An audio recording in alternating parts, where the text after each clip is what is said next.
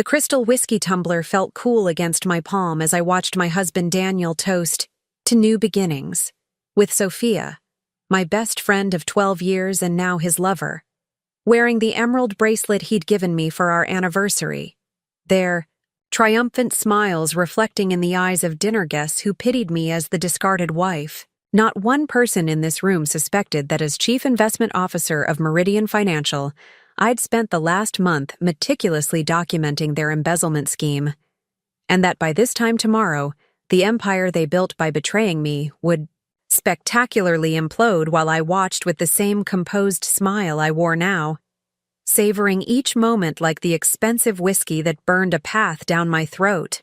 Smooth, intense, and ultimately devastating. I'd love to know which corner of the globe you're watching from. And if this story speaks to you, make sure to subscribe. Tomorrow's video is one you absolutely can't miss. Rebecca, Daniel called out, his voice dripping with false warmth. Thank you for joining us tonight. It means so much that we can all be adults about this situation. Adults, as if I had any choice but to attend this dinner celebrating their new condo purchase. As Chief Investment Officer of Meridian Financial, I needed to maintain appearances, even if only 4 people in the world knew I held that position. Of course, I replied softly, playing my role perfectly. We're all moving forward with our lives. Sophia shifted uncomfortably in her seat, the only person at the table who seemed genuinely unsettled by my presence. Perhaps she had enough of a conscience to feel guilty about betraying our friendship. Or perhaps she simply didn't want the ex-wife at her housewarming dinner. If she only knew she was sitting in a chair I had personally selected, in a condo I had approved the purchase of through a shell company Meridian Financial owned. Rebecca's been incredibly understanding, Daniel continued, addressing the table at large. Really, it's been the most amicable separation I could have imagined. She didn't even fight me on the financial settlement. A few guests nodded approvingly while others stared at their plates. They probably thought I was a fool for not demanding more in the divorce. After all, Daniel's position as head of client relations at Meridian Financial made him quite comfortable financially. But I hadn't wanted his money. I had my own. Far. More than he could imagine. Will you be keeping the house in Oakwood Heights? Martin, one of Daniel's colleagues, asked me, probably trying to be kind. I smiled demurely. No, I've downsized to a small apartment in Westlake. Nothing fancy, but it suits my needs now. Have you thought about dating again? Martin's wife inquired. I know a wonderful life coach who specializes in helping women rebuild after divorce. Rebecca's not really the dating type, Daniel interrupted with a patronizing smile. She's more focused on her community college classes and volunteer work at the animal shelter. Very admirable. More nods of approval. Sweet Rebecca. Simple Rebecca. Dedicating herself to education and charity work while her ex-husband moved into a luxury condo with her former best friend. If they could see my actual office on the 42nd floor of the Meridian Financial building where I spent my days orchestrating billion-dollar investments. My phone vibrated silently in my lap. A message from Naomi, my chief of security. Audit completed. Evidence secured. Board meeting confirmed for 8:30 a.m. I excused myself to use the powder room, my heels clicking against the Italian marble floors Sophia had bragged about when giving the house tour. In the privacy of the bathroom, I reviewed the preliminary audit report Naomi had sent. Everything was in order for tomorrow's announcement. Meridian Financial would be launching an extensive internal investigation into client fund mismanagement, specifically targeting the activities in Daniel's department. As I returned to the dining room, I heard Daniel regaling the table with the story of how he and Sophia reconnected at a finance conference in Chicago. It was like seeing her with new eyes, he said, squeezing her hand affectionately. Sometimes you just know when something is meant to be. I remembered another story he used to tell about meeting a shy economics student at a university career fair, about how her quiet brilliance and unassuming manner had captured his attention. But that was before he'd gotten a taste of corporate status, before his ambition had eroded his integrity. Little did he know that every promotion, every opportunity, every success he'd achieved at Meridian Financial had been carefully monitored by me. I'd been testing him, watching to see if power would corrupt him. It had.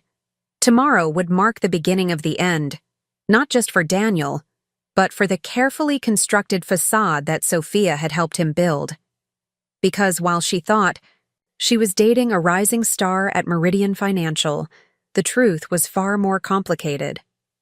The dinner continued with the clink of silverware against fine china, with practiced smiles and rehearsed stories. With each passing moment, with each toast to the happy couple, I felt the weight of tomorrow's revelation growing heavier, sweeter. After all, revenge, like the finest whiskey, is best savored slowly. Daniel leaned forward to refill Sophia's glass, his hand lingering on hers. "We're thinking about St. Bart's for a getaway next month," he announced to the table. "A little pre-honeymoon, you might say." Sophia blushed, the emerald bracelet, my bracelet, catching the light as she touched his arm affectionately.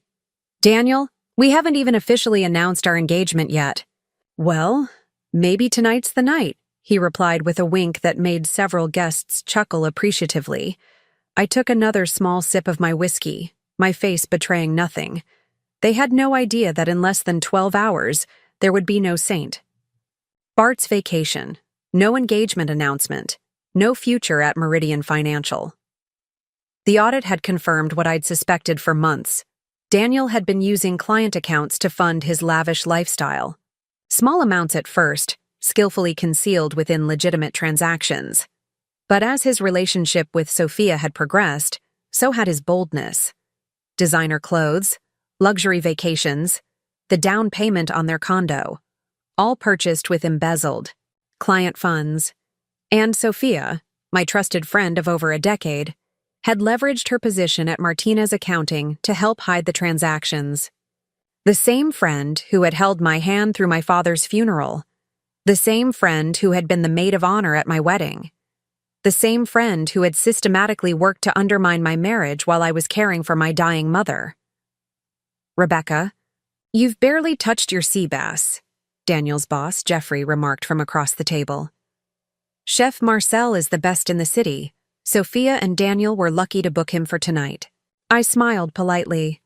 "It's delicious. I'm just savoring it slowly, like the justice that was coming." My phone vibrated again. Another message from Naomi. "Media alert prepared. SEC notification drafts complete." Good. By this time tomorrow, Daniel. And Sophia's faces would be splashed across the financial news sections, not as the power couple they imagined themselves to be, but as the subjects of one of the most significant financial fraud investigations in our firm's history. "More wine, Rebecca?" Sophia asked, holding up an expensive bottle of Cabernet. Her hand trembled slightly. Despite her confident exterior, she had always been a terrible liar. Some part of her must have known this perfect life she'd stolen was built on quicksand. "No, thank you," I replied. "I should be going soon. Early morning. Tomorrow." "Community college classes?" Daniel asked with that slightly condescending tone he'd developed over the past year. "Something like that," I answered, meeting his gaze steadily. For a moment, just a heartbeat, I saw uncertainty flicker across his face. Had he caught something in my tone? Some hint of the storm that was coming? But then Sophia leaned in to whisper something in his ear, and the moment passed. His attention, as always lately, is easily diverted by superficial charm. A lot of love and effort went into bringing this story to life. If you're enjoying it, we'd be so grateful if you'd subscribe to our channel. Now, back to where we left off. As the dinner wound down and guests began to make their excuses, I gathered my things and prepared to leave. Daniel, ever the image-conscious host, walked me to the door.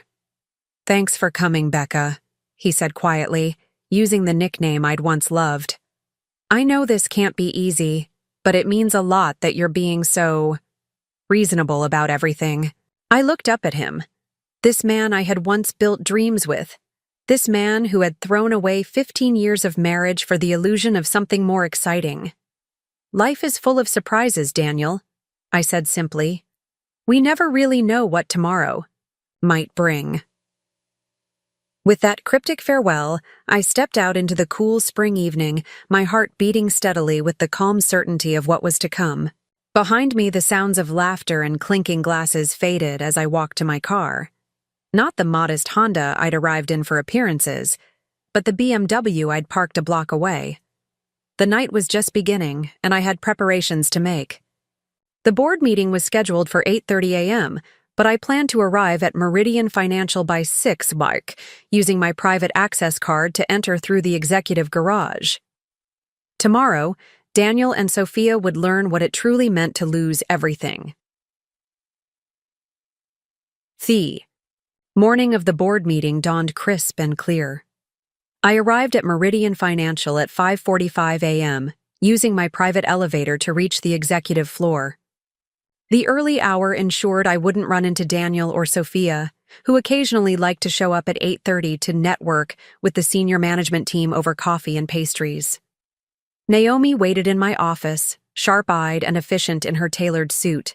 One of the few people who knew my true identity, she'd been my father's head of security before becoming mine, helping maintain the illusion that I was just a mid-level compliance officer rather than the person who actually controlled 51% of Meridian Financial's shares. The audit report is ready, she said, sliding a folder across my desk. Daniel's been siphoning client funds for 18 months. Started small, weekend getaways, restaurant bills, but escalated significantly after he began seeing Sophia. The condo down payment was the largest single amount. I opened the folder, examining the meticulously documented trail of fraud. And the connection to Martinez accounting? Irrefutable. Naomi pulled up a series of emails on my secure terminal. Sophia created shell accounts to hide the transfers. These communications show she was fully aware of what she was doing. I studied the email exchanges between my husband and my best friend, dated months before I'd discovered their affair, back when Daniel was still coming home to me at night, when Sophia was still texting me daily about lunch plans and weekend getaways. The betrayal had started long before I'd caught them together. Is everything prepared for the 9:30 announcement? I asked, closing the folder. Yes. The SEC representatives will arrive at 9 bars. The board has been notified of an emergency meeting regarding compliance violations, but they don't know the specifics yet. Naomi's expression remained professional, but I caught the glimmer of anticipation in her eyes. She'd witnessed my pain when I discovered the affair. She knew this was both business and personal. And the press release? Ready to go out at 11 a.m. after the formal charges are filed. I opened my laptop, reviewing the morning's schedule. What about Daniel's team? They've been summoned for a 10-yard meeting. We've arranged for security to be present when the announcement is made. His department's files are already secured. No one can delete anything. I thought about Daniel's loyal team, wondering how many of them suspected what their boss had been doing. Probably none. Daniel had always been skilled at maintaining his public image, at making people see only what he wanted them to see. Have Sophia's credentials been revoked? I asked. As of midnight. She won't be able to access any Meridian systems when she tries to log in this morning. I nodded, satisfied with the preparations. And her firm? Martinez Accounting has been notified of potential compliance issues affecting their relationship with Meridian. They don't know it involves Sophia yet. I stood, walking to the window wall that overlooked the city. Somewhere down there, Daniel was probably just waking up, perhaps rolling over to kiss Sophia, both of them planning another day of living their stolen life at my expense. My phone buzzed, a message from our head of building security. Mr. Reynolds and Ms. Martinez approaching. The parking garage. They're early today, I remarked, checking my watch. It was barely 7:15. Naomi checked her tablet. They have an 8-salary breakfast meeting with Eastwood Investments. Daniel's been pursuing them as clients for months. I smiled thinly. A meeting that won't be happening. I spent the next hour reviewing the details of our case against Daniel and Sophia one final time. The evidence was overwhelming. Falsified transaction records, unauthorized account access, forged client authorizations. Daniel had grown increasingly sloppy as his relationship with Sophia intensified, as if their affair had made him feel invincible. At 8:30, the elevator chimed, announcing the arrival of Meridian's board members. Through the security feed, I watched them file into the conference room, expressions serious but curious. None of them knew why they'd been summoned with such urgency. "It's time," Naomi said, gathering the presentation materials. I nodded, straightening my tailored jacket. Not the modest outfit I wore for my compliance officer role, but the custom-made suit that reflected my true position. Today, there would be no more hiding behind carefully constructed personas. At precisely 8:45, I stepped into the boardroom. The low murmur of conversation died instantly as 12 pairs of eyes turned toward me, expressions shifting from confusion to recognition to shock. "Good morning," I said, my voice steady and authoritative. For those who don't know me in this capacity, I'm Rebecca Reynolds, majority shareholder and chief investment officer of Meridian Financial. The room erupted in whispers. Harold Winters, our public-facing CEO and one of the few who knew my true role, nodded encouragingly from his seat. "Today, we're addressing a serious breach of fiduciary duty and criminal activity within our organization," I continued, nodding to Naomi, who distributed folders to each board member. "These documents detail an extensive fraud scheme orchestrated by our head of client relations, Daniel Reynolds, with assistance from Sophia Martinez of Martinez Accounting." The board members hurriedly opened their folders, eyes widening as they scanned the evidence. "But that's your husband," objected Richard Torres, one of our newer board members. "And isn't Sophia Martinez your—" "My soon-to-be ex-husband and former friend, yes," I interrupted smoothly. "Their personal betrayal does not exempt them from professional consequences." I moved to the head of the table, clicking through a presentation that detailed each aspect of Daniel and Sophia's scheme. With each slide, the board members' expressions hardened. By the time I finished, there was no doubt about the path forward. "SEC representatives will be arriving momentarily," I informed them. "Criminal charges are being filed against both individuals. Meridian Financial will, of course, cooperate fully with the investigation and make restitution to any affected clients." "How did we miss this?" demanded Eliza Chen, our risk management director. "Daniel was careful initially, and he had inside help," I explained. "But we caught it, and now we're taking decisive action. That's what matters." Harold cleared his throat. "I assume you have a containment strategy for the public relations aspect of this?" "Our PR team has prepared a statement emphasizing our zero-tolerance policy and the steps we're taking to strengthen oversight. The market will respond more positively to transparency and decisive action than to any attempt at concealment." A notification appeared on my tablet. Daniel had just badged into the executive floor. "Perfect timing. Mr. Reynolds is in the building," I announced to the board. "With your approval, we'll proceed with the confrontation phase of our plan, the CAR." Vote was unanimous. No one on Meridian's board was willing to protect a man who had stolen from clients and damaged the firm's reputation, regardless of his personal connection to me. "Bring him in," I instructed Naomi. Through the glass walls of the conference room, I watched as 2 security officers approached Daniel at his office door. His confident smile faltered as they spoke to him, then disappeared entirely as they escorted him toward the boardroom. The door opened, and Daniel stepped in, confusion evident on his face. His eyes swept the room, landing finally on me standing at the head of the table, a position he had never seen me occupy. "Rebecca," he said, his voice uncertain. "What's going on?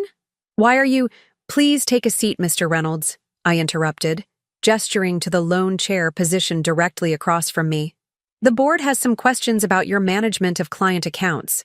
Daniel's face paled as he noticed the folders in front of each board member. I don't understand. I'm supposed to be meeting with Eastwood Investments right now. That meeting has been canceled, I informed him calmly, as have all your other appointments, indefinitely. The color drained further from his face as the reality of the situation began to sink in. Whatever this is, there must be some mistake. I've managed my client relationships with absolute integrity. Is that what you call embezzling $2.7 million over 18 months? Harold interjected, his voice sharp with disgust. Is that what you call colluding with outside accounting firms to conceal unauthorized transactions? Daniel's eyes darted frantically between the board members before settling back on me, realization finally dawning. You're not just in compliance. No, Daniel, I'm not. I allowed myself a small, satisfied smile. I never was. His confusion gave way to anger. This is about us, isn't it? About Sophia? You're abusing your position to… This is about fraud, Mr. Reynolds. I cut him off coldly.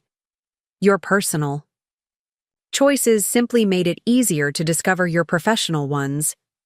Daniel's face contorted with a mixture of shock and rage as he struggled to process what was happening. This is insane, he sputtered, looking around the boardroom for an ally. Finding none, he turned back to me. I've done nothing wrong. This is a personal vendetta. Personal vendetta, Harold repeated incredulously. Mr. Reynolds, we're looking at documented evidence of systematic fraud totaling millions of dollars. Your personal history with Ms. Reynolds is irrelevant to these findings. Daniel's shoulders slumped slightly as the severity of his situation began to sink in. Before he could respond further, the boardroom door opened again, and two men in dark suits entered. SEC agents Wilson and Patel, Naomi announced, ushering them in. Daniel's head snapped up, panic flashing in his eyes. The SEC? Rebecca, you can't be serious. As I mentioned, I continued calmly, addressing the board rather than Daniel. Meridian Financial intends to cooperate fully with regulatory authorities in this matter. Agent Wilson stepped forward. Mr. Reynolds, we'd like to ask you some questions about certain transactions flagged in your department's accounts. I want my lawyer, Daniel said immediately, his voice strained. That's certainly your right, Agent Wilson replied. But right now, we're just having a conversation. My tablet vibrated with an incoming message. Ms. Martinez has arrived in the building, the security chief reported. Perfect timing. If you'll excuse me for a moment, I said, rising from my seat. The board can continue without me briefly. Agents, I believe you'll find the documentation we've provided quite comprehensive. I stepped out of the boardroom, instructing security to escort Sophia to my private office rather than the boardroom.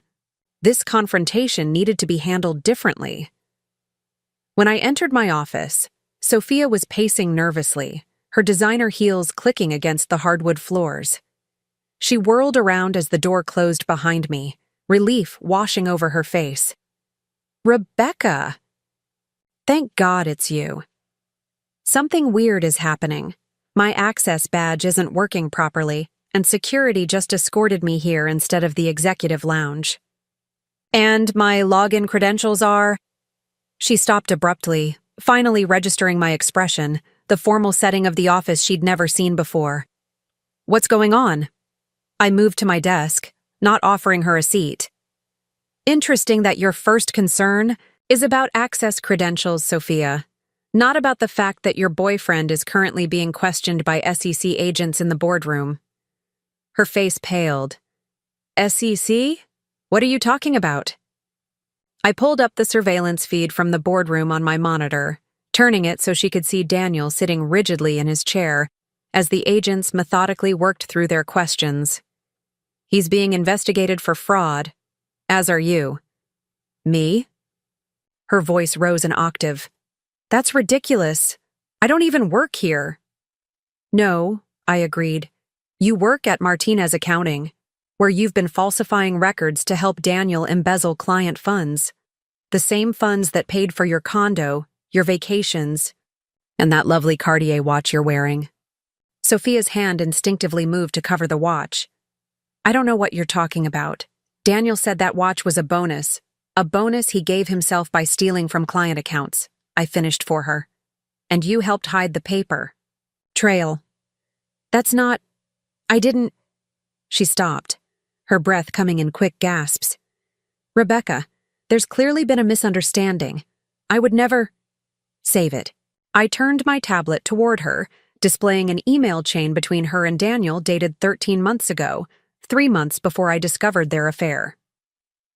You discussed specific methods for concealing unauthorized transfers. You suggested creating shell accounts under marginally different client names. You even joked about how easy it was to fool the compliance team. That would be the department where you thought I worked. She sank into a chair uninvited, her composure cracking. It wasn't like that. Daniel said these were approved bonuses. That we were just expediting the paperwork. Stop lying. My voice was ice. It's over, Sophia. Meridian Financial has filed formal charges against both of you. Martinez Accounting has been notified. Your father is currently meeting with their board to discuss the implications for the firm. At the mention of her father, founder and CEO of Martinez Accounting, Sophia's face crumpled. She'd always been desperate for his approval and had worked her way up through the firm to prove herself worthy of eventually taking over. My dad doesn't know yet, she whispered. He's finding out right now, I confirmed, concurrent with this meeting. Sophia buried her face in her hands. This will destroy him. The firm has a perfect reputation. You should have thought about that before you decided to help my husband steal money and destroy our marriage, I replied, unmoved by her tears. Actions have consequences, Sophia. She looked up, mascara streaking her cheeks. This is revenge, isn't it? For me and Daniel? I leaned forward across my desk. Let me be perfectly clear. This isn't happening because you slept with my husband. This is happening because you committed financial fraud. The fact that you betrayed our 12-year friendship in the process just means I don't feel the slightest guilt about turning you in. My phone buzzed, Naomi letting me know that Daniel was being formally detained for questioning at SEC headquarters. It's time for you to leave, I informed Sophia. Security will escort you to meet with the SEC agents. I suggest you cooperate fully. It might help mitigate your sentence. Sentence? She repeated, the word landing like a physical blow. Rebecca, please, we can work something out. We already did work something out, I replied coldly. Remember? When you were my maid of honor? When you promised to always be there for me? When you spent girls' nights listening to me worry about my marriage while you were already sleeping with my husband? Her face flushed with shame. I never meant to hurt you. It just happened. No, I cut her off. Affairs don't just happen. Fraud doesn't just happen. These were choices, Sophia. Deliberate choices you made day after day, betrayal after betrayal. Security knocked at the door, right on schedule. Ms. Martinez, we need you to come with. Us, please. Sophia stood shakily, her perfect image now completely undone. What's going to happen now? Now? I returned to my desk, already focusing on my tablet, dismissing her. Now you face the consequences of your actions, both professionally and personally. As security led her away, I allowed myself a moment of grim satisfaction. Phase 1 of the confrontation had gone exactly as planned, but the day was far from over. I returned to the boardroom to find that Daniel had already been escorted out of the building by the SEC agents. The board members looked shell-shocked, several still poring over the evidence files. Well, Haroldy said as I took my seat at the head of the table. That was illuminating. What happens next? Asked Eliza, our risk management director. We issue a press release at 11:00 as planned, I replied. pulling up the draft on the main screen. We emphasize our zero-tolerance policy for fraud, our cooperation with authorities, and our commitment to making any affected clients whole. And the market response? Richard Torres looked concerned. This could trigger a significant confidence issue. It won't, I assured him. We're getting ahead of the story, we've already removed the problem, and we're demonstrating strong governance. The temporary dip will recover within days. I pulled up a slide with projections to support my assertion. I'd been planning this moment for months. Every contingency had been considered. As the board meeting concluded, I returned to my office to find Naomi waiting with updates. Daniel's been formally arrested, she reported. Sophia is still being questioned, but charges are imminent. Martinez Accounting has issued a statement distancing themselves from her actions and pledging full cooperation with investigators. And the press? I asked, checking the time. It was nearly 11 BAC. The story's already leaking. Financial reporters are calling for comments. Our PR team is managing it exactly as planned. I nodded, satisfied. What about the condo? Their bank has been notified of the fraud investigation. The mortgage will be frozen pending resolution. They won't be making any more payments or living there much longer. I walked to the window, looking out over the city skyline. In just a few hours, everything had changed for Daniel and Sophia. Their careers were over. Their reputations were destroyed. Their relationship would likely crumble under the pressure of mutual recrimination and legal troubles. My phone buzzed with an incoming call. Daniel's mother, Catherine. I hesitated only briefly before answering. Rebecca. Her voice was strained, desperate. What's happening? Daniel just called me from police custody. Something about fraud charges? He said you're behind this? I'm behind discovering the fraud, yes, I replied evenly. Daniel is behind committing it. This isn't like him, she protested. There must be some mistake. There's no mistake, Catherine. We have documented evidence spanning 18 months.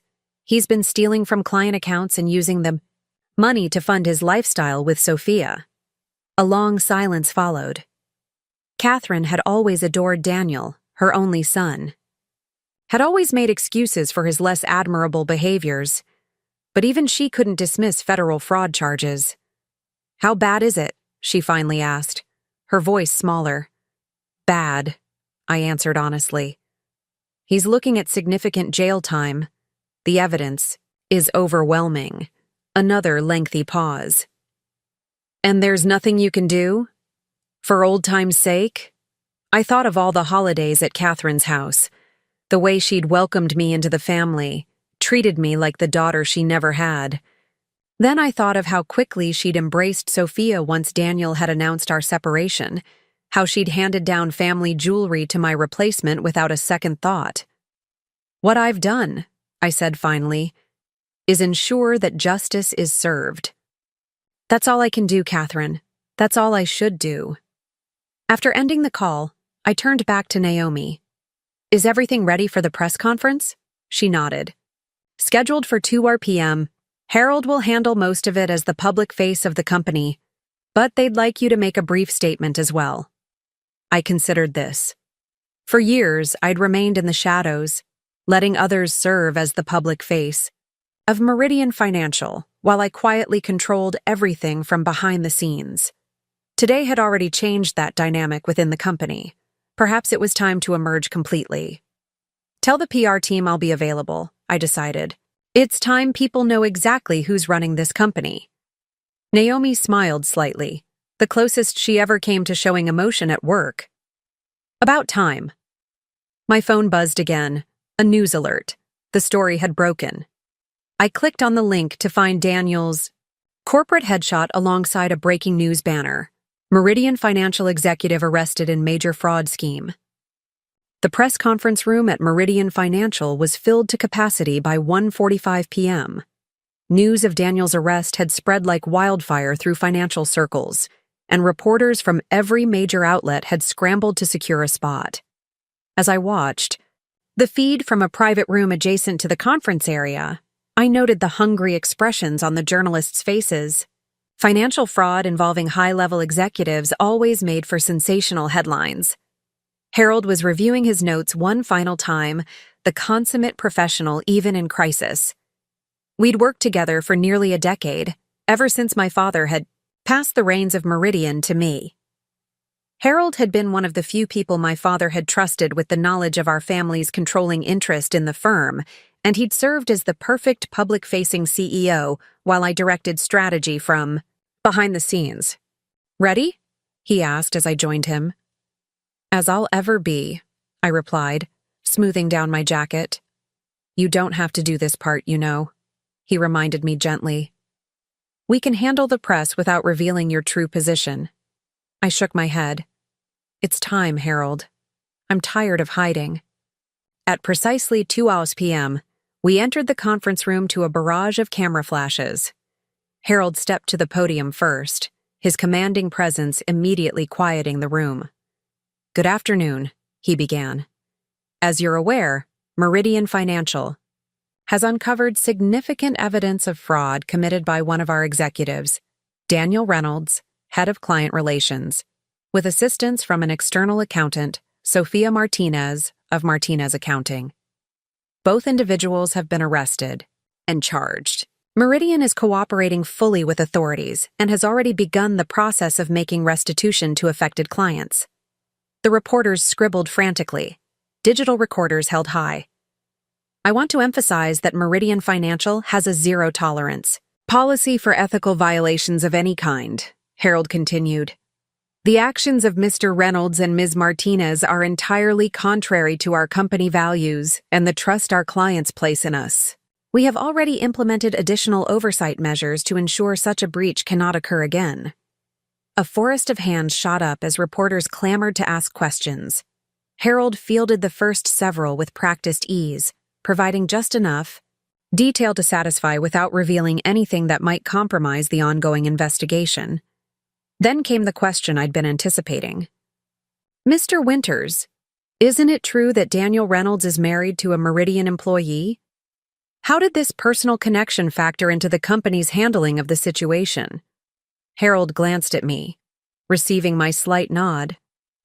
"That brings me to an important announcement," he said, stepping slightly aside.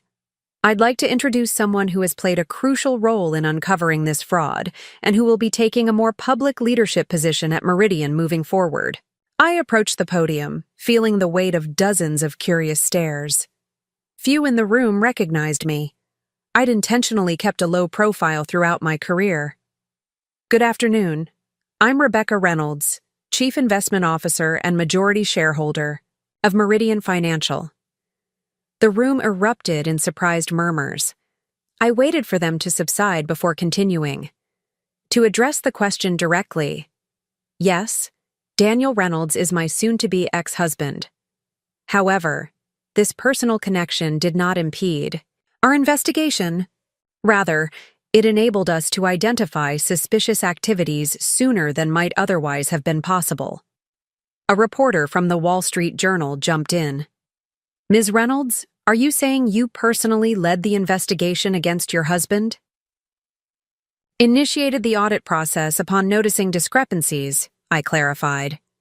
"The investigation itself was conducted by our compliance team in conjunction with external auditors to ensure complete objectivity." "And what about Sophia Martinez?" called out another reporter. "Isn't she a close personal friend of yours?" I met the question with calm directness.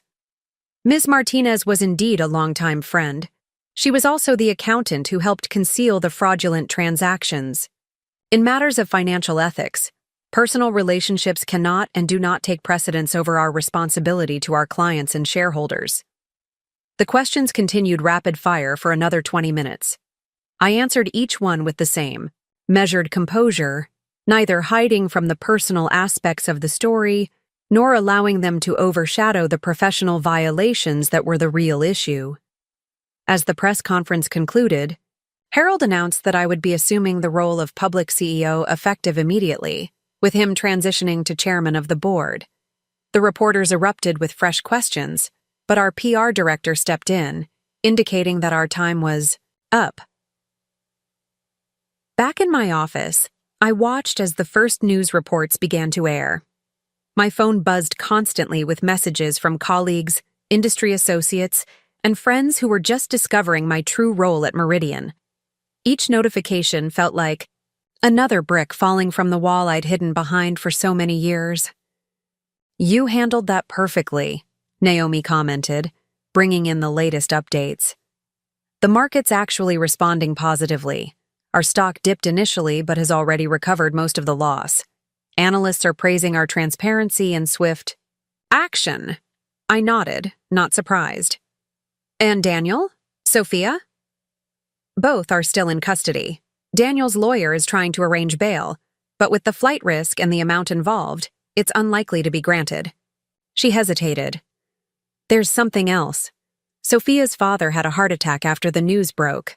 I looked up sharply. "Is he all right?" "Stable, but in intensive care. Martinez Accounting has issued a statement that he's temporarily stepping down as CEO while he recovers." Despite everything, I felt a pang of sympathy. Anthony Martinez had always been kind to me, had welcomed me into their family gatherings long before Sophia had betrayed our friendship. He didn't deserve this collateral damage from his daughter's actions. "Send flowers anonymously," I instructed, "and make sure our legal team knows to focus their allegations specifically on Sophia, not the firm as a whole. Anthony shouldn't lose his company over this." Naomi nodded, making a note. "Compassionate, considering." "It's not compassion," I clarified. "It's justice. Anthony isn't responsible for what Sophia did." My private line rang. Catherine Reynolds again. I braced myself before answering. "I just saw you on television," she said without preamble, her voice rigid with anger. "All this time, you've been lying about who you really are?" "I kept my professional position private," I corrected. "That's not the same as lying." "Daniel never knew, did he? About your real role at Meridian?" "No. I kept my work life separate for many reasons." She made a scoffing sound. "Including setting him up for a fall?" "Catherine," I said firmly, "your son set himself up. He chose to steal from clients. He chose to betray his marriage vows. He chose to involve Sophia in criminal activity. All I did was uncover what he'd already done." "You could have handled this privately," she insisted. "Instead, you've humiliated him publicly, destroyed his career." "He destroyed his own career when he decided to commit fraud," I interrupted. "And no, we couldn't handle millions in client theft privately." "That's not how financial regulations work." A long silence followed. When Catherine spoke again, her voice was lower, defeated. "He's facing up to 30 years, his lawyer says." 30 years, Rebecca. I closed my eyes briefly, allowing myself to feel a momentary twinge of what might have been grief for the future we'd once planned together. Then I remembered finding them together in my bed, our bed, when I'd come home early from caring for my dying mother. I remembered Sophia's lack of remorse, Daniel's cold insistence that I'd let myself go, and that he deserved better. Actions have consequences, Catherine, I said finally. "I'm sorry that this hurts you, but I'm not responsible for the choices Daniel made." After ending the call, I turned back to the mounting stack of messages and emails requiring my attention. The day's events had fundamentally altered Meridian's public identity, and there was much work to be done to stabilize our client relationships and market position. Hours later, as the office emptied for the night, I remained at my desk, reviewing the preliminary damage reports.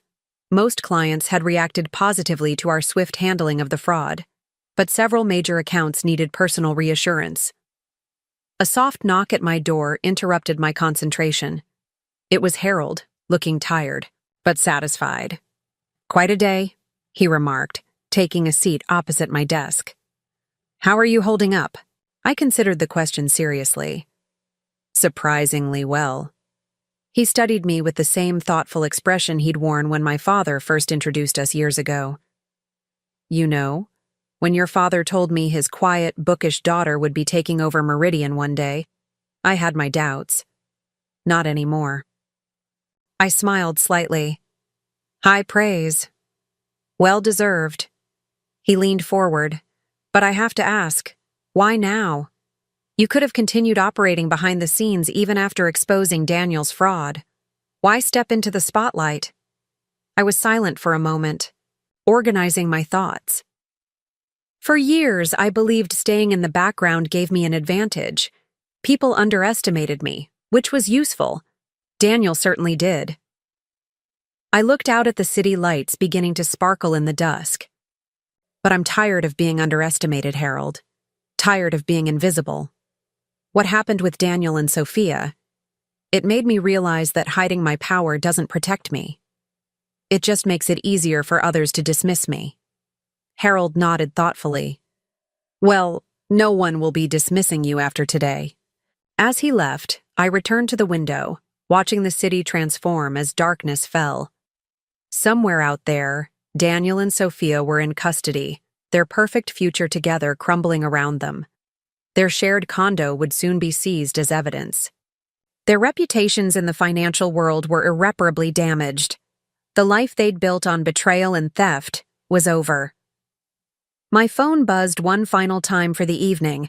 A text from Naomi. Thought you should know. Daniel's trying to make a deal, offering information in exchange for leniency. I wasn't surprised. Daniel had always prioritized self-preservation above all else. No doubt he was already trying to shift as much blame as possible onto Sophia. Let the prosecutors handle it, I texted back. Our part is done. And it was. I had exposed their crimes, protected my company, and reclaimed my power. The legal system would determine their punishment. My focus now needed to be on rebuilding Meridian's reputation and leading it into the future. Openly, without hiding in the shadows. The revenge I'd planned had been executed perfectly. But strangely, as I gathered my things to leave for the night, I realized that revenge itself wasn't the victory. The real triumph was in finally stepping fully into my power, in refusing to be the quiet, accommodating woman that Daniel and others had always expected me to be. That was a victory that would last long after Daniel and Sophia's betrayal had faded into a distant memory. The morning after the press conference dawned with my face splashed across the front page of every financial publication in the country. Shadow CEO exposes fraud and takes control, read the Wall Street Journal headline. The Financial Times went with Meridian secret power player emerges amid scandal. Even the more sensationalist outlets couldn't resist the personal angle. Betrayed wife brings down cheating exec-husband. I scrolled through the coverage on my tablet as my driver navigated through morning traffic. Most of the reporting was surprisingly accurate, focusing on my credentials and leadership, rather than just the salacious details of Daniel and Sophia's betrayal. Still, every article mentioned our personal connection. It was impossible to separate the professional fraud from the personal deception that had accompanied it. Ms. Reynolds, my driver interrupted my thoughts. There are reporters outside the office building. I glanced up to see a small crowd gathered near Meridian's main entrance, cameras and microphones at the ready. After years of anonymity, sudden visibility felt jarring. Take me to the executive garage, I instructed. I wasn't avoiding the press. I'd have to face them eventually. But today I had more important matters to handle than impromptu interviews. As I entered my office, Naomi was waiting for the morning briefing. The board is completely behind you, she reported. They've issued a unanimous statement of support. The SEC has formally commended Meridian for our proactive handling of the situation. And 3 major clients who were considering leaving have decided to stay after your press conference performance. Good, I nodded, setting down my things. What about Daniel and Sophia? Both appeared before the judge this morning. Daniel's bail was set at $5 million, which he can't afford now that his assets are frozen. Sophia's was set at $3 million. Neither has been released. I raised an eyebrow. No one's posted bail for them? Sophia's family could afford it, but they're apparently letting her sit in jail for now. As for Daniel, she shrugged. His lawyer approached his friends, but no one stepping up. I wasn't surprised. Daniel had always treated friendships as transactions, cultivating relationships with people who could benefit his career. Now that he had nothing to offer, those fair-weather friends had disappeared. What about Catherine? I asked, thinking of his mother. She's mortgaged her house to pay the lawyer's retainer, but she doesn't have bail money. I felt a twinge of sympathy for Catherine. Despite her blind spot where her son was concerned, she didn't deserve to lose her home over this. Have our legal team monitor the situation, I said. I don't want to interfere directly, but make sure Catherine knows her house is not at risk. It was a small kindness, but one I could afford. My quarrel had never been with her. Naomi nodded, making a note. Also, Martinez Accounting has issued a formal statement distancing themselves from Sophia. They've conducted an internal audit and are cooperating fully with authorities. Anthony Martinez remains in the hospital, but his condition has stabilized. And their clients? Fleeing in droves. Their reputation has taken a massive hit. Several major clients have already approached us about transferring their accounts to Meridian. I considered this. Accept transfers only from clients who had no connection to the fraud. I don't want any appearance that we're capitalizing on this situation for business gain. Naomi smiled slightly. Very diplomatic.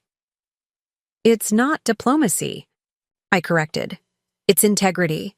We just held a press conference emphasizing our ethical standards. We need to live up to them. My calendar for the day was packed with back-to-back meetings, reassuring major clients, strategizing with the PR team, and preparing for an emergency all-hands company meeting scheduled for that afternoon. Each interaction required me to be present, focused, and in command, the very opposite of the quiet background role I'd played for so many years. Between meetings, I received a message that made me pause. Daniel's lawyer has requested a private meeting, says his client has information that would be mutually beneficial to discuss. I showed the message to Harold, who frowned. Sounds like a desperate plea bargain attempt. I wouldn't give him the satisfaction. I agree, I said. Tell the lawyer that any information Daniel has should be shared with the prosecutors. Meridian has nothing to negotiate. By midday, the steady stream of developments continued. Martinez Accounting announced a complete restructuring, with Anthony Martinez stepping down permanently and the firm being acquired by a larger competitor. Sophia's professional reputation was in tatters. The accounting licensing board had already initiated proceedings to revoke her credentials. As for Daniel, his desperation was becoming increasingly evident. His lawyer had leaked to the press that he was cooperating fully and had valuable information about broader issues at Meridian Financial. It was a transparent attempt to shift blame and create doubt about the company's integrity. Should we respond? Asked our PR director during our afternoon strategy session. I shook my head. That's exactly what he wants. We've been transparent from the beginning. The evidence against Daniel and Sophia is overwhelming. Let his baseless claims die from lack of oxygen. The all-hands meeting in Meridian's main conference center was packed with employees from every department. Many looked nervous. Corporate fraud scandals often led to layoffs and restructuring even for innocent employees. As I took the podium, I could feel hundreds of anxious eyes upon me. Good afternoon, I began. For many of you, this is the first time we're formally meeting. While I've been working alongside you for years, my role as Chief Investment Officer has traditionally been kept private for strategic reasons. That changes today. I paused, looking out at the sea of faces. First, let me assure you that Meridian Financial remains strong. The fraud committed by Daniel Reynolds and Sophia Martinez, while serious, affected a limited number of accounts, all of which are being made whole. No jobs are at risk as a result of this situation. A palpable wave of relief swept through the room. Moving forward, I will be taking a more visible leadership role as CEO. Harold Winters will serve as chairman of the board. We believe this transition will strengthen our position in the market and signal our commitment to transparency. I addressed the questions that followed with direct honesty, neither downplaying the severity of the fraud, nor allowing it to overshadow Meridian's fundamental strength as a company. When asked about my personal connection to the case, I acknowledged it straightforwardly. Yes, Daniel Reynolds is my soon-to-be ex-husband, and Sophia Martinez was once a close friend. Their personal betrayal was painful, as betrayal always is. But this case is about professional misconduct, not personal relationships. I would have taken the same actions regardless of who had committed these violations. As the meeting concluded, many employees approached to introduce themselves personally. Some had worked at Meridian for years without ever knowing my true position. Their reactions ranged from surprise to admiration, particularly from the younger, female employees who suddenly saw a powerful role model they hadn't known existed. "I've been here 5 years," one junior analyst told me, "and I always thought Harold ran everything. It's incredible to learn you've been the one making the major, strategic decisions all along." "Sometimes the most effective leadership happens outside the spotlight," I replied.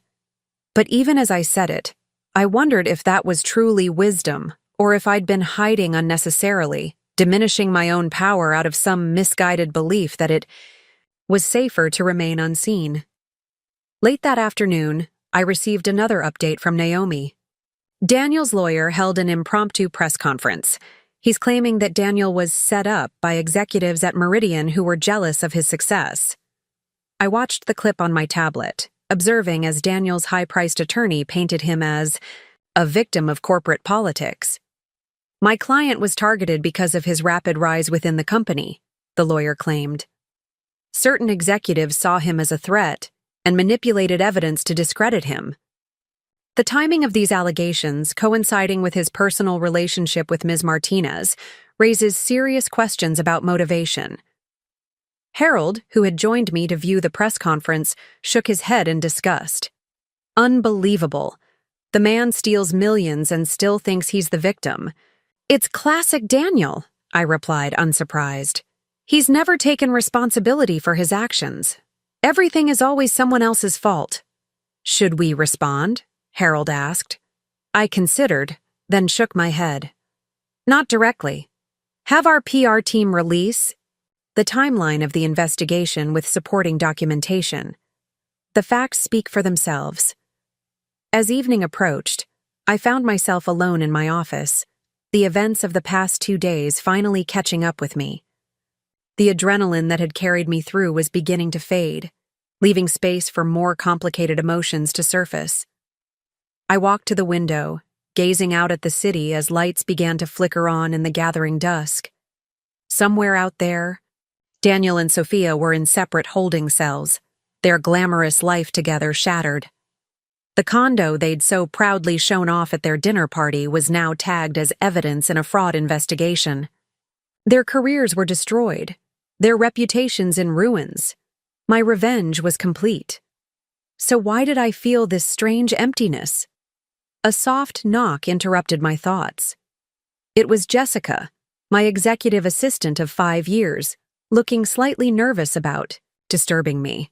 "I'm sorry to bother you, Ms. Reynolds, but there's a call you might want to take. It's Sophia's sister, Mia." I hadn't spoken to Mia since before the scandal broke. Like Sophia, she'd been a friend. Not as close, but still part of our social circle. "Put her through," I decided, curious about what she could possibly want. "Rebecca," Mia's voice was strained when she came on the line. "I know I'm probably the last person you want to hear from right now. What can I do for you, Mia?" I kept my tone neutral. "It's about my father. The doctors say the stress is making his condition worse. He keeps asking about Sophia, blaming himself." She paused. "I know what my sister did is inexcusable, but our father, he's innocent in all this." "I'm aware of that," I replied. "That's why I've instructed our legal team to focus charges specifically on Sophia, not on Martinez accounting as a firm." "I know, and we're grateful. But there's something else." Another pause.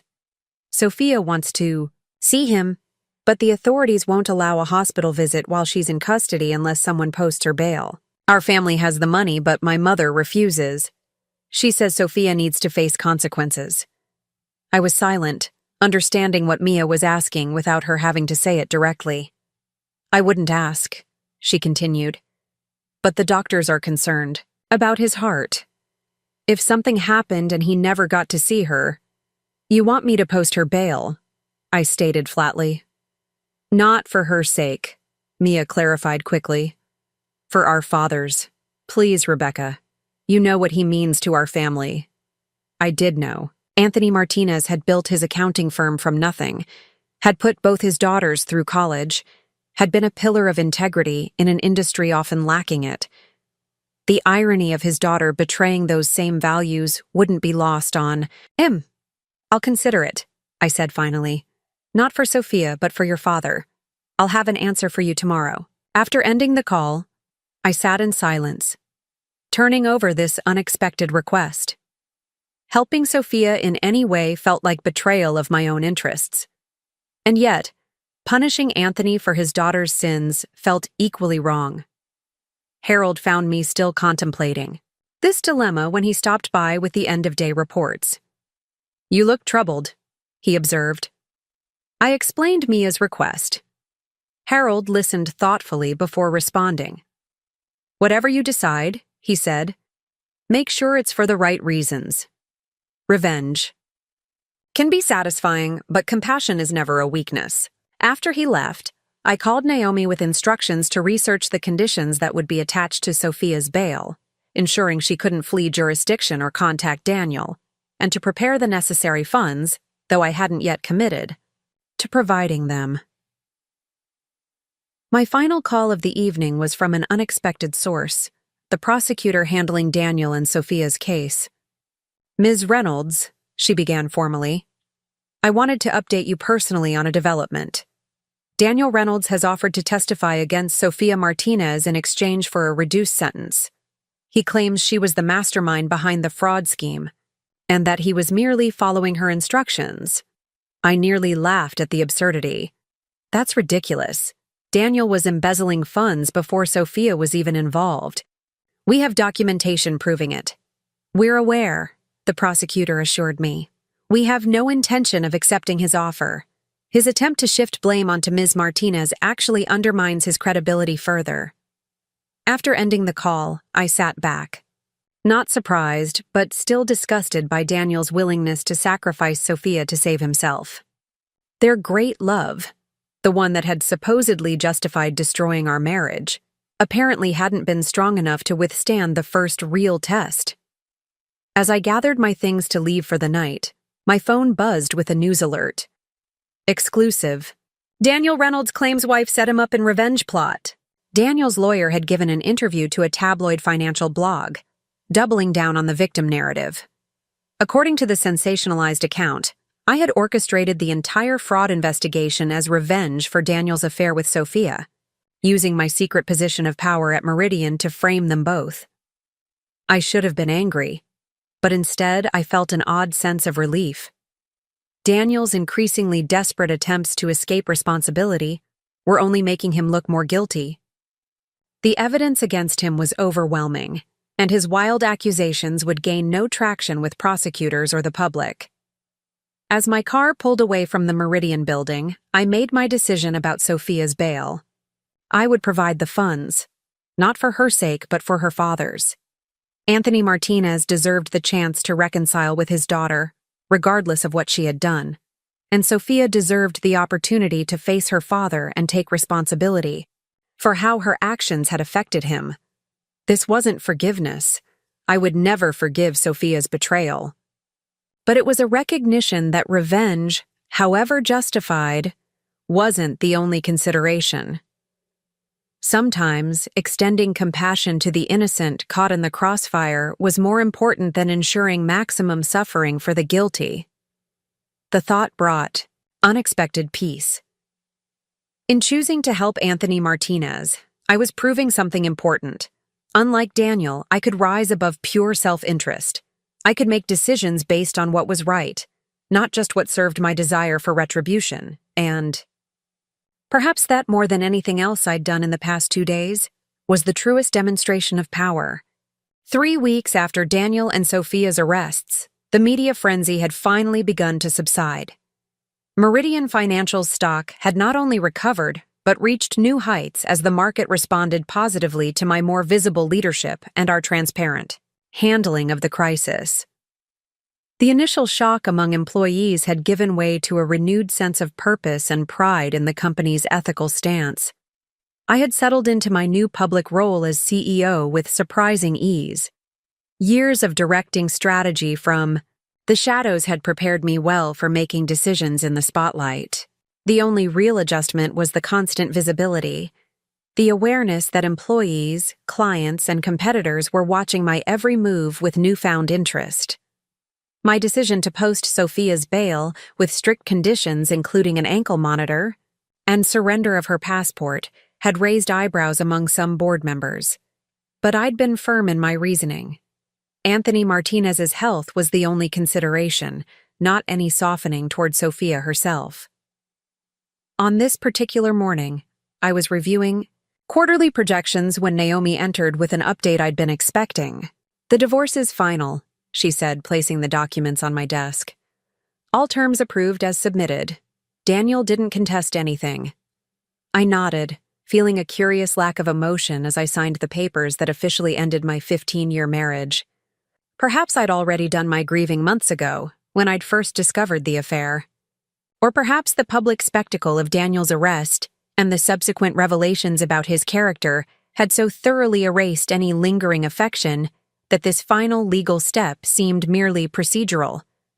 "Also," Naomi continued, "Catherine Reynolds has requested a meeting.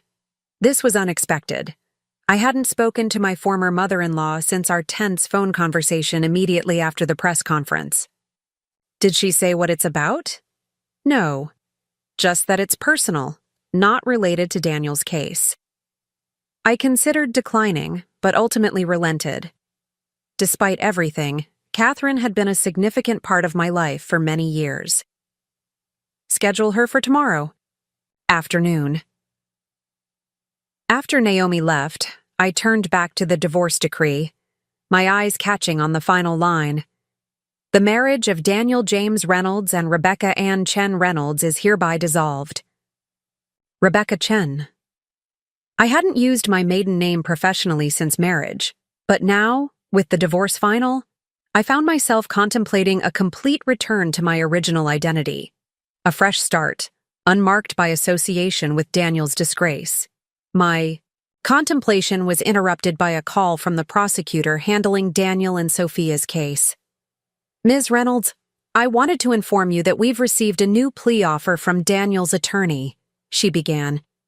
"He's willing to plead guilty to reduced charges in exchange for a 10-year sentence instead of the potential 30 he's facing." "And your response?" I asked, curious about the prosecution's stance. "We're inclined to counter with 15 years. No possibility of parole before serving at least 12. Given the evidence and the amount stolen, it's still a generous offer." I considered this. A decade or more in prison would effectively end Daniel's career and any hope of the glamorous life he'd envisioned with Sophia. Justice would be served, regardless of whether he received 10 years or 30. "That seems reasonable," I agreed. "Has Sophia's counsel made any similar overtures?" "Yes, but with a different approach. She's offering full cooperation, including testimony against Daniel, in exchange for a 5-year sentence. She's also agreed to make financial restitution from her family trust." The contrast was telling.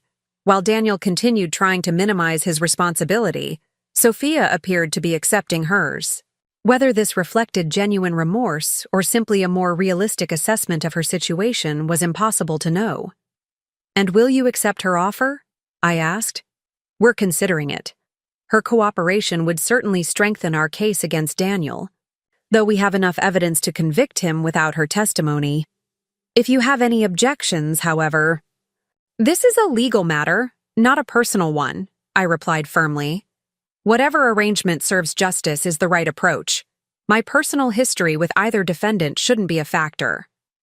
After ending the call, I turned back to the window, watching clouds drift across the early summer sky. Despite my words to the prosecutor, I couldn't help but feel a certain satisfaction knowing that both Daniel and Sophia would serve significant prison time. Their mutual betrayal had cost them everything: careers, reputations, freedom, and apparently, even their relationship with each other, if Daniel's willingness to shift blame to Sophia was any indication. The revenge I'd orchestrated had succeeded beyond my expectations. Yet, strangely, the satisfaction was less intense than I'd anticipated. Instead of the vindication I'd imagined, I felt a growing desire to look forward rather than back, to focus on building Meridian's future rather than dwelling on Daniel and Sophia's destruction. My afternoon was consumed with client meetings and strategic planning sessions. The fraud scandal, while damaging in the short term, had created unexpected opportunities as competitors' clients sought more ethical management for their investments. Meridian's reputation for integrity, reinforced by our handling of the internal fraud, had become our greatest asset. The following day, Catherine Reynolds arrived precisely on time for our scheduled meeting. She looked older than when I'd last seen her, the strain of Daniel's arrest evident in the new lines around her eyes and mouth. "Thank you for seeing me," she said, as she took a seat in my office, her voice formal but not hostile.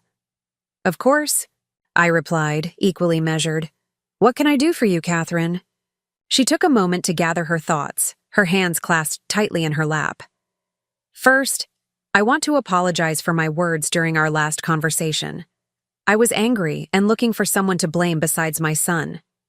This unexpected apology caught me off guard. "I understand. It's natural to want to protect your child." "It was wrong," she insisted. "Daniel made his own choices. Terrible choices." She looked down at her hands before continuing. "He's accepted the plea deal. 15 years, with no parole for at least 12. I nodded, having already received this update from the prosecutor. "I heard. Before he goes to prison next month, he's asked to see you." The request landed like a stone in still water, sending ripples of surprise through me. "See me? Why?" Catherine shook her head. "He wouldn't say exactly. Just that there are things he needs to tell you in person." My immediate instinct was to refuse. What could Daniel possibly say that would matter now? What explanation or justification could possibly be worth hearing? "I don't think that would be productive," I said carefully. "Probably not," Catherine agreed, surprising me again. "But I promised him I would ask." She hesitated before adding, "For what it's worth, he's different now. Humbled, I think, is the word. The arrogance is gone." I considered this. The Daniel I knew had never been humbled by anything. His response to setbacks had always been denial, deflection, or blaming others. Exactly, as he'd done initially with the fraud charges. "I'll think about it," I said finally, not committing but not outright refusing either. Catherine nodded, accepting this partial concession. "There's one other thing, a more practical matter." She reached into her purse and withdrew a small velvet. "Daniel asked me to return this to you. He said you'd understand its significance." She placed the box on my desk. From its size and shape, I knew immediately what it contained. My grandmother's sapphire earrings, family heirlooms that had disappeared during our divorce proceedings, which Daniel had claimed to know nothing about. Clearly, he'd taken them, perhaps intending to give them to Sophia as he had my emerald bracelet. "Thank you," I said, not opening the box but slipping it into my desk drawer. Another small piece of myself reclaimed from the wreckage of our marriage. Catherine rose to leave but paused at the door. "Rebecca, for whatever it's worth, I want you to know that I've always respected you. Even now, after everything. Perhaps especially now." After she left, I sat quietly, turning over her words and Daniel's unexpected request. Why would he want to see me? To apologize? To explain? To make one last attempt at manipulation? None of these possibilities seemed worth reopening wounds that had finally begun to heal, and yet some small part of me was curious. Not about reconciliation, that bridge was thoroughly burned, but about understanding. About hearing whatever. Truths Daniel might finally be willing to acknowledge now that all his defenses had failed. My contemplation was interrupted by a call from Mia Martinez. "I just wanted to thank you," she said when I answered, "for what you did for our father. The doctors say his condition has improved significantly since Sophia's visit." "I'm glad to hear that," I replied sincerely. "How is he handling everything else?" "As well as can be expected. The firm's acquisition is moving forward. Dad will stay on as a consultant for the transition, then retire." She paused. "And Sophia has accepted a plea deal, 5 years plus restitution." "I heard. She asked me to tell you something if you were willing to listen." I hesitated, then relented. "Go ahead." She said to tell you that she knows no apology could ever be sufficient, but that she is truly sorry, not just for the fraud, but for betraying your friendship. She said it was the biggest mistake of her life, and one she'll regret forever. The words stirred complicated emotions. Part of me wanted to dismiss them as convenient regrets from someone facing prison time. But another part recognized the ring of truth. Sophia had lost everything: her career, her freedom, her relationship with Daniel, her father's trust. From such a place of total loss, perhaps genuine reflection was possible. "Thank you for passing that along," I said noncommittally. "There's more," Mia continued. "She wanted you to know that Daniel had been pressuring her to help with the fraud scheme for months before she gave in. She's not excusing what she did, but she thought you should know that it was his idea from the beginning." This aligned with what our investigation had uncovered, that Daniel's embezzlement had started before Sophia became involved. It wasn't new information, but hearing it confirmed from Sophia herself provided a certain validation. After ending the call, I found myself at another crossroads. Both Daniel and Sophia had, in their separate ways, extended overtures that seemed to acknowledge their wrongdoing. Neither deserved my forgiveness, yet both seemed to be seeking some form of closure before beginning their prison sentences. The question was whether such closure would benefit me as well. Would hearing Daniel's explanations or Sophia's regrets help me move forward, or would it simply reopen wounds better left to heal on their own? I was still contemplating these questions when Harold stopped by my office late that afternoon.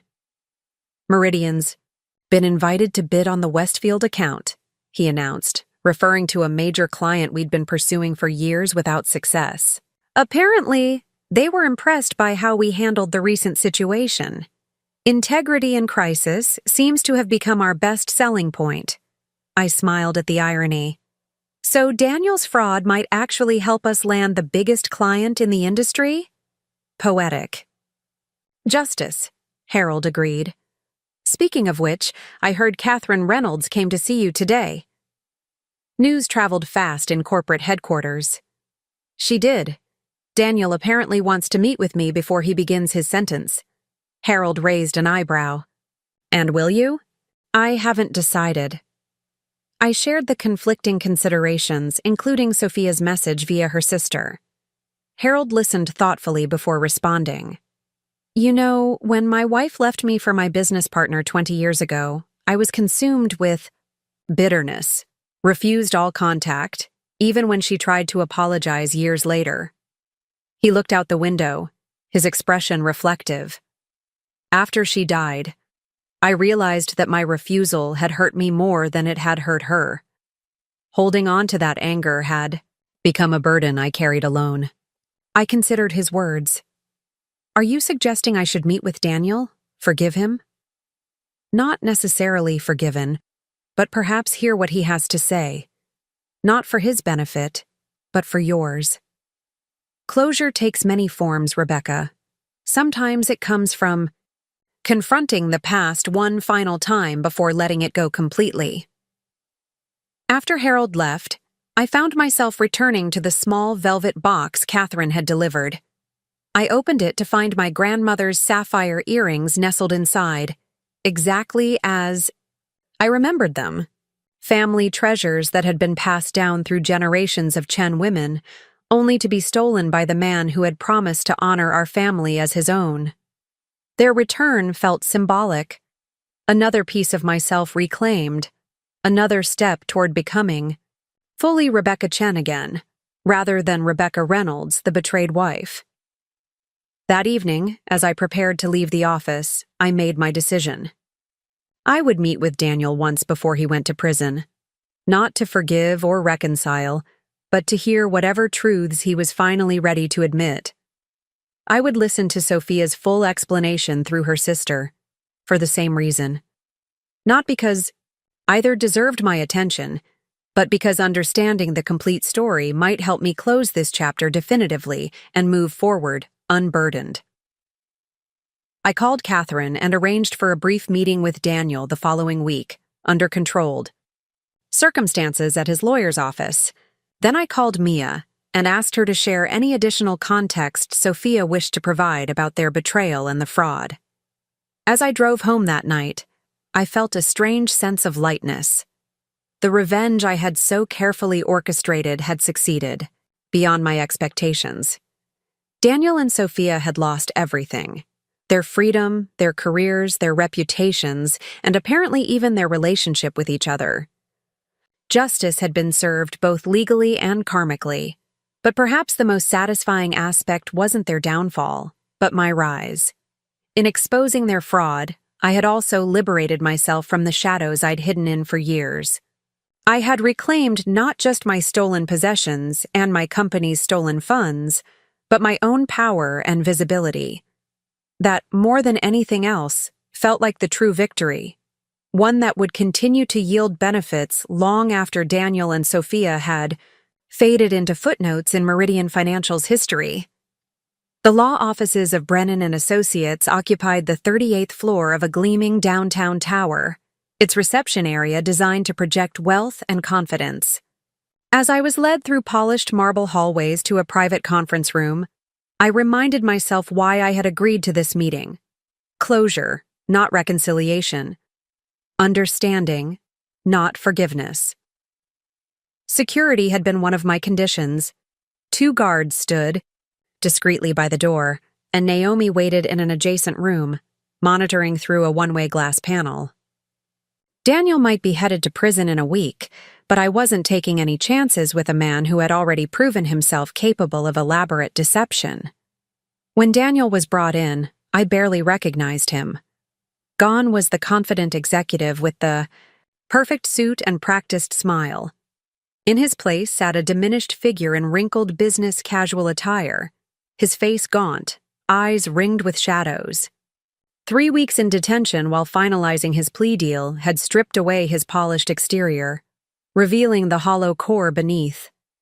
His eyes widened slightly when he saw me, perhaps surprised that I'd actually come, or perhaps reacting to my appearance. I had deliberately chosen to wear not the modest, unassuming clothes he was accustomed to seeing me in, but a tailored designer suit that reflected my true position and power. My grandmother's sapphire earrings completed the ensemble, a small but pointed reminder of what he had taken and been forced to return. "Rebecca," he began, his voice hoarse, "thank you for coming." I didn't respond immediately, simply studying him across the conference table. This man had been my husband for 15 years. I had loved him once, had built a life with him, had trusted him completely. Now he was a stranger, and not just because of his altered appearance. "Your mother said you had something to tell me," I said finally, my voice cool and professional. "I'm listening." Daniel seemed to shrink further under my direct gaze. "I hardly know where to begin." "The truth would be novel," I suggested. "You could try that." He flinched but didn't argue with the implied accusation. I deserve that. He took a deep breath. I wanted to tell you that I'm sorry, not just for the affair with Sophia, but for everything. The lies, the theft, the way I treated you toward the end. I regarded him silently, waiting for more. A simple apology wasn't nearly enough to warrant this meeting. When I first started taking money from the client accounts, it was just a small amount, he continued. I told myself it was temporary, that I'd pay it back before anyone noticed, but then it became easier each time and the amounts got larger. Why? I asked. Your salary at Meridian was more than generous. We lived comfortably. Daniel's gaze dropped to the table. It wasn't about need. It was about wanting more. Status. Recognition. He looked up again. You were always so content with what we had. The modest house, the practical cars. But I wanted to be someone important. And you thought money would make you important. It wasn't a question. I thought it would make me visible, he corrected. All those years, watching Harold run the company, aspiring to reach his level someday, never knowing that the real power was elsewhere. A bitter smile flickered across his face. With my own wife, who never thought to share that with me. So, this was part of it, resentment that I had kept my true position at Meridian secret from him. My career was my own, I said evenly. Just as yours was yours. We agreed on that from the beginning. But this wasn't just a career choice, Rebecca. This was a fundamental lie about who you were. As opposed to your fundamental honesty? I countered, feeling a flash of anger. You stole millions from clients. You cheated on me with my best friend. You took family heirlooms that weren't yours to take. And you're questioning my integrity? Daniel had the grace to look ashamed. You're right. I have no moral high ground here. None at all. He ran a hand through his unkempt hair. I guess what I'm trying to say is that we both kept parts of ourselves hidden. The difference is that your secrets were legal and mine weren't. I considered this unexpected perspective. There was a grain of truth in it. I had deliberately maintained a separation between my professional power and my personal life. Not just with Daniel, but with everyone. I had chosen to remain in the shadows, to let others be the public face of my success. Why, Sophia? I asked, changing direction to the question that had haunted me most. Of all people, why my closest friend? Daniel looked pained. It wasn't planned, at least not at first. She was helping with some accounting questions for a client presentation, and we started working late together. One night there was too much wine, and he trailed off. After that, it was like an addiction. The excitement. The risk. And you needed her to help cover your financial tracks, I added, seeing the complete picture now. The affair wasn't just about sex or emotion. It was tactical. He flinched again. Not entirely. I do care for Sophia. But yes, once she knew about the initial financial manipulations, it made sense to bring her in deeper. She had the skills to help hide what I was doing. Until she didn't, I noted. Your schemes grew too ambitious, too obvious. They did, he admitted. After a while, it was like I couldn't help myself. Each success made me bolder. I started believing I was untouchable. I leaned back in my chair, studying the man I had once shared everything with. And now? Now that you're facing 15 years in prison? Do you still believe it was worth it? Daniel's hollow laugh held no humor. Worth it? I've lost everything. My career, my freedom, my reputation. He met my eyes directly. No, Rebecca. None of it was worth it. Then why did you try to blame me after you were caught? Your lawyer claimed I orchestrated a setup because of the affair. He had the decency to look embarrassed. Desperation, denial. I couldn't face what I'd done, so I looked for someone else to blame. He shook his head. I've had a lot of time to think in detention about the kind of man I've become. It's not someone I'm proud of. This admission of self-awareness was so unlike the Daniel I knew that I found myself momentarily taken aback. Prison was still ahead of him, but it seemed the process of reckoning had already begun. What about Sophia?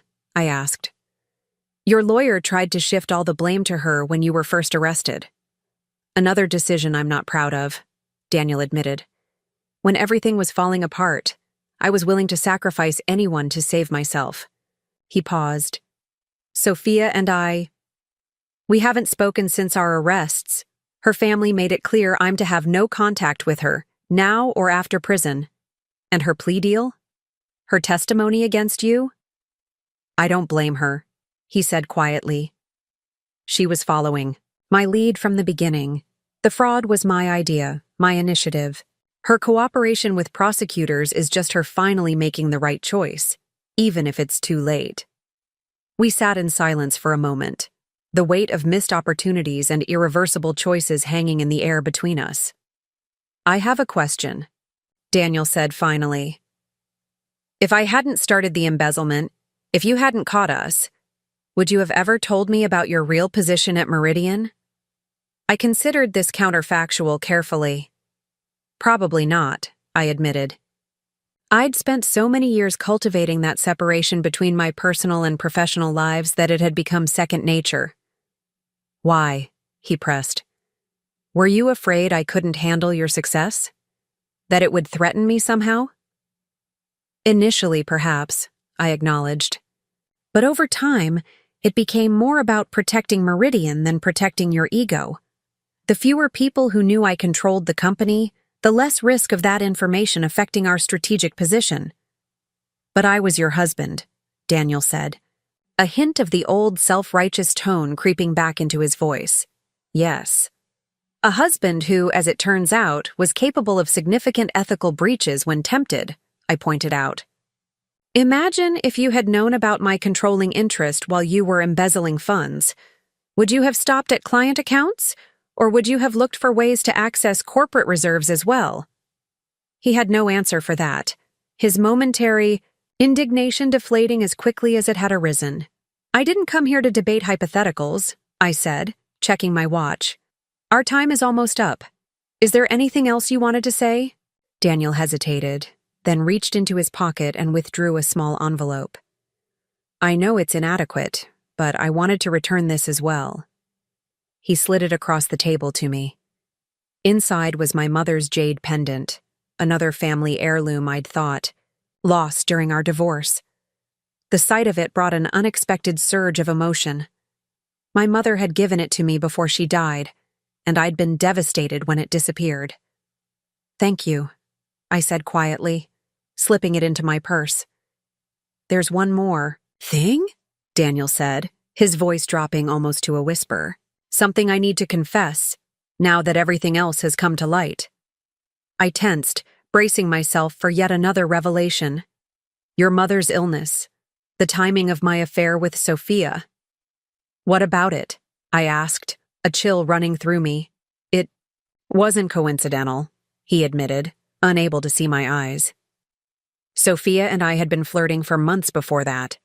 But we deliberately escalated things when you were most distracted by your mother's deterioration. We counted on your grief and exhaustion to keep you from noticing changes in our behavior.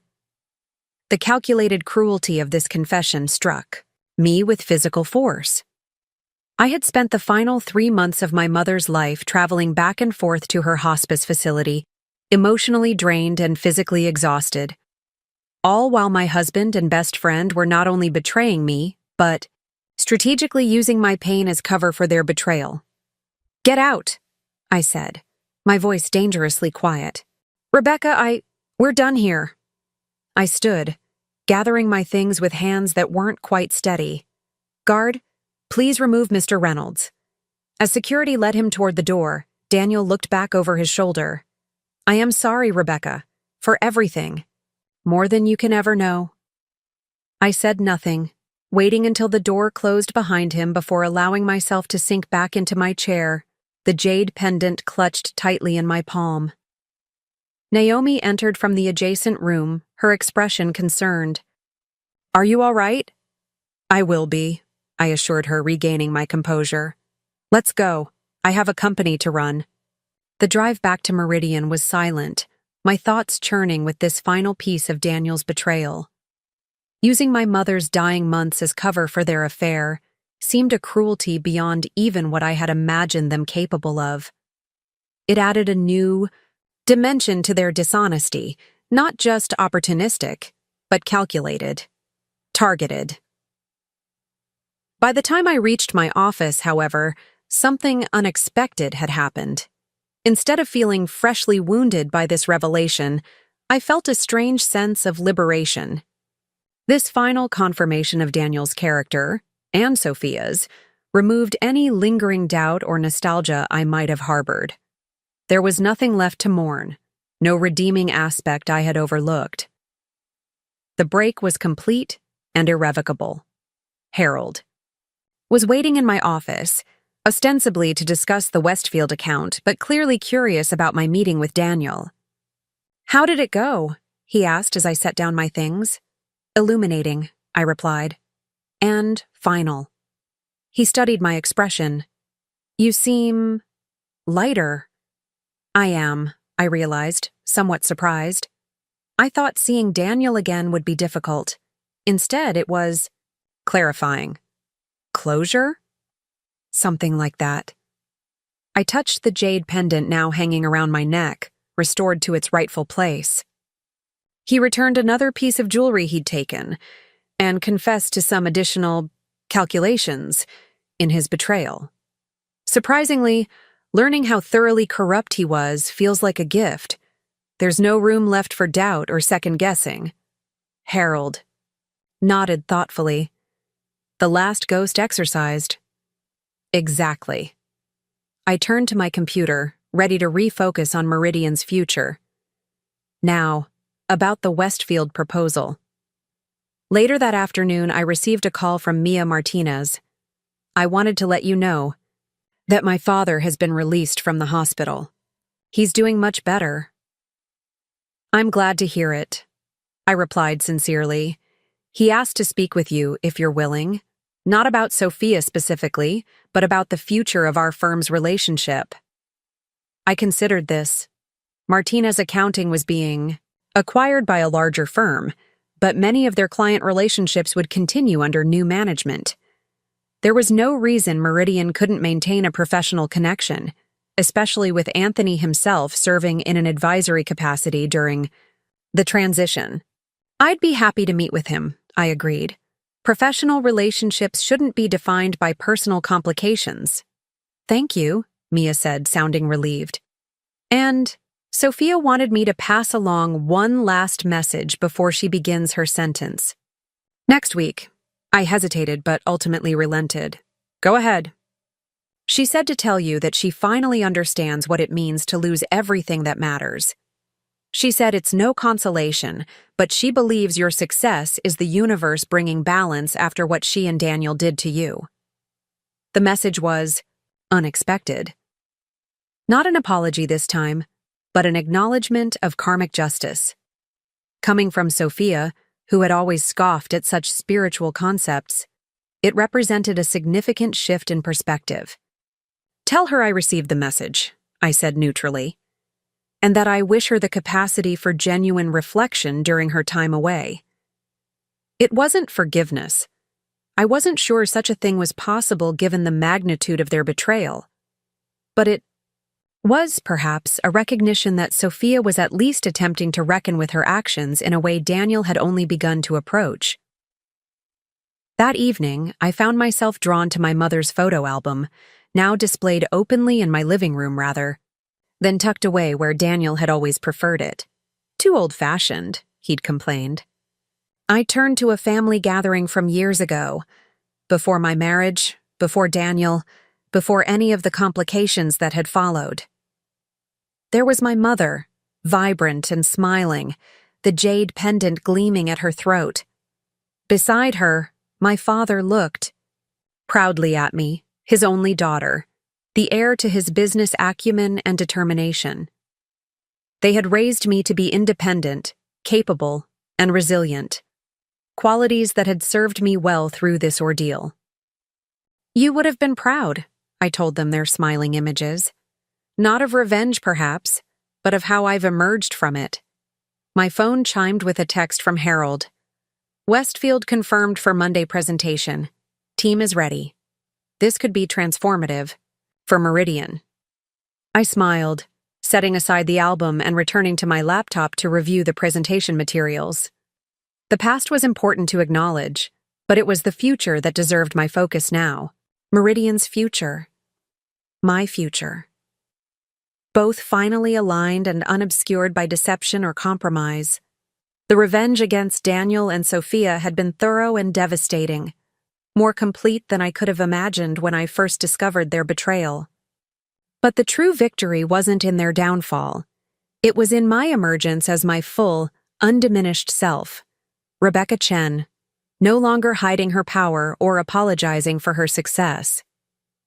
Daniel was headed to prison. Sophia would follow. Their grand romance, built on betrayal and fraud, had crumbled under pressure. But I was still standing, stronger, more visible, and more authentic than ever before. That was a revenge sweeter than any punishment could provide. Not just surviving their betrayal, but thriving because of it. 1 year after Daniel and Sophia began serving their respective prison sentences, Meridian Financial hosted its annual charity gala at the Grand Meridian Hotel. As CEO, I stood at the entrance, greeting guests in a custom midnight blue gown, my grandmother's sapphire earrings, and my mother's jade pendant completing the ensemble. The event had been rebranded under my leadership, no longer the stuffy, networking-focused gathering Daniel had always championed, but a genuine fundraiser for educational scholarships for underprivileged students. Rebecca Chen, you've outdone yourself, Harold commented, approaching with champagne flutes. The event is already trending on social media. Donations are running at twice last year's rate. I smiled, accepting the glass. Success is the best response to setbacks, always has been. The past year had transformed Meridian Financial. With me fully at the helm, we'd secured the Westfield account and a dozen other major clients who appreciated our ethical approach to finance. Our stock had reached record highs, and industry publications that had once breathlessly covered the scandal now routinely featured profiles of my leadership style and strategic vision. Have you seen the latest Financial Times? Harold asked. They've named you one of the 50 most influential women in global finance. I saw, I acknowledged. Quite a change from last year's headlines. Speaking of changes, Harold nodded toward the entrance, where Anthony Martinez had just arrived, looking remarkably recovered from his health crisis of the previous year. Your 3 o'clock meeting is here. Anthony made his way through the crowd to greet me, his handshake warm and firm. Rebecca, the event looks wonderful. Thank you for the invitation. I'm glad you could make it, I replied sincerely. How are you feeling? Much better. The doctors say my heart is stronger than it's been in years. He glanced around the elegant ballroom. And how are you? Truly? Thriving, I answered honestly, both personally and professionally. Anthony nodded, understanding more than most what the past year had entailed. After his recovery, we'd met several times to discuss the professional relationship between Meridian and the restructured Martinez accounting. Those meetings had gradually evolved into a mentorship of sorts, with Anthony offering the paternal wisdom and support that had been missing since my own father's passing. I received a letter from Sophia last week, he said, his expression growing somber. She's completing a business ethics course in prison.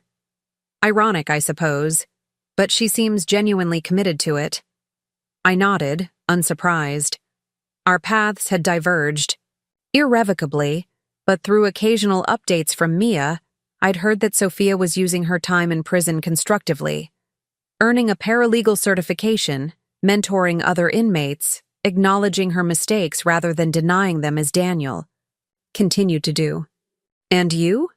Anthony asked gently. "Have you found peace with everything that happened?" I considered the question seriously. Peace isn't quite the right word. Closure, perhaps. Perspective, definitely. I looked around at the thriving company event, at the leadership team I'd built, at the success we'd achieved despite, or perhaps because of, the challenges we'd faced. I've moved forward. That's what matters. As Anthony moved on to greet other guests, Naomi appeared at my elbow with a discreet update. "Final numbers from the Martinez acquisition are in. The integration has been completed successfully. No remaining connection to Sophia or her previous activities." "Good," I nodded. The professional separation was complete, allowing both firms to move forward without the shadow of past fraud hanging over them. The gala continued with speeches, musical performances, and the scholarship announcements that were the evening's centerpiece. When it was my turn to address the crowd, I felt none of the anxiety that had once accompanied public speaking. This was my company, my vision, my success to celebrate. "Welcome, everyone, to Meridian Financial's annual scholarship gala," I began, surveying the room filled with colleagues, clients, and community leaders. "This past year has taught us all important lessons about integrity, transparency, and the responsibility that comes with financial stewardship." The subtle reference to the previous year's scandal wasn't lost on the audience, but neither did it dominate the conversation. We had acknowledged the past, learned from it, and moved decisively beyond it. Tonight, I'm proud to announce that Meridian will be funding 50 full scholarships for students pursuing careers in ethical business practices. We believe that investing in the next generation of financial leaders is the best way to ensure a future defined by integrity rather than expediency. The announcement was met with enthusiastic applause, particularly from the young scholarship recipients seated at places of honor near the front of the room.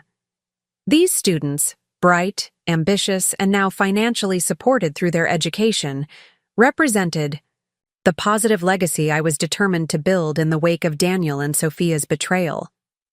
As the evening wound down, I found myself on the hotel's terrace, taking a moment alone beneath the stars. The city lights sparkled below, mirroring the constellation above. It was a perfect spring night, cool and clear, filled with possibility. "Mind if I join you?" Voice asked from the doorway. It was Jordan Harris, the CEO of Westfield Investments, and now one of Meridian's most significant clients. "Please," I gestured to the space beside me at the balcony rail. "Remarkable event," he commented, looking out over the city. "Even more remarkable turnaround for Meridian. When the scandal broke last year, many predicted your company wouldn't survive it."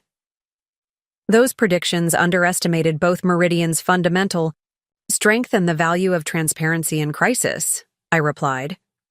Jordan studied me with undisguised admiration. "They also underestimated you, I think." I smiled, neither confirming nor denying this assessment. "How are the portfolio adjustments working out for Westfield? The quarterly reports showed promising initial returns." "Exceptional," he confirmed. "Your team's approach has already increased our yield by nearly 4%. The board is extremely pleased." "I'm glad to hear it." We stood in comfortable silence for a moment before Jordan spoke again. "I hope this isn't inappropriate, but I've been meaning to ask, would you consider having dinner sometime? Outside of a business context?" The invitation wasn't entirely unexpected. Jordan was intelligent, ethical, and accomplished. Exactly the kind of person I might have been interested in under different circumstances. But the past year has taught me the value of independence and self-sufficiency in a way I couldn't have articulated before. "I'm flattered," I replied honestly, "but I'm not dating at the moment.